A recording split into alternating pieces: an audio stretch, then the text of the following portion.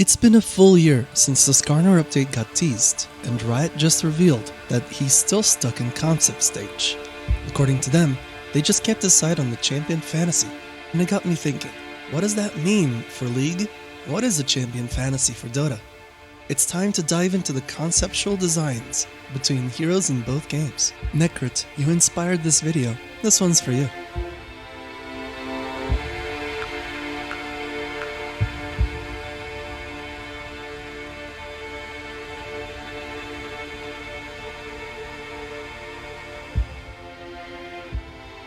What is a champion fantasy? The term itself was coined by Riot when referring to character design in its game League of Legends, but I'll expand it to be used for both games, and will keep the original term name.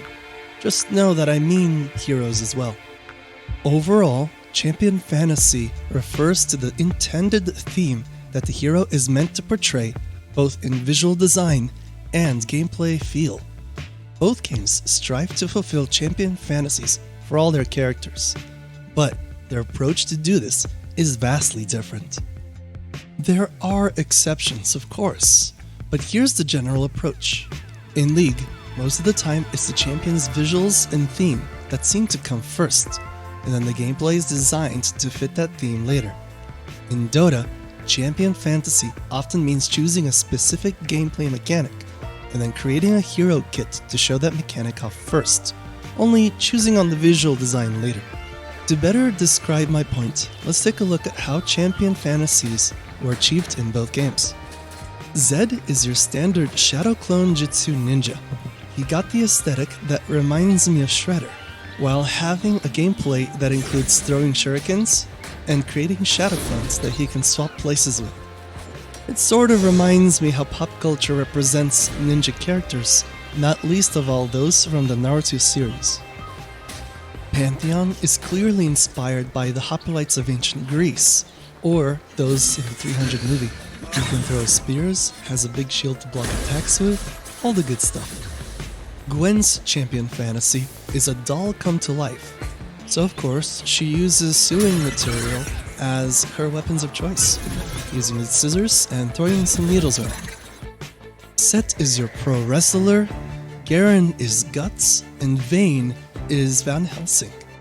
To create champion fantasies in League, a theme is chosen from either pop culture or League lore, and the visuals and later gameplay are then designed to fit.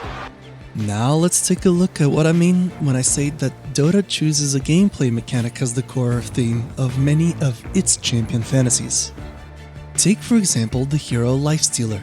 Let me ask you, if you don't know anything about Dota, what is your first guess on what he does? That's right, he has lifesteal. His entire kit is built around this guy hitting you a lot and healing with every attack. Or how about the hero Phantom Lancer? A peek into his kit, and it's apparent that this guy took the concept of illusions and just ran with it. There's countless examples of this approach to champion fantasy in Dota. Tinker is a joke take on the concept of cooldowns. Silencer does exactly what you'd think. Night Stalker takes the day-night cycle itself and makes that a hero.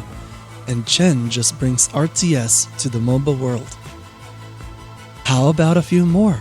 Tell me, what does Sniper do? What about Anti-Mage? Bloodseeker? In each of these cases, the theme spawned the abilities, and then the aesthetic was made to fit afterwards. So, what does all of this have to do with the champion fantasy of the Skarner VGU?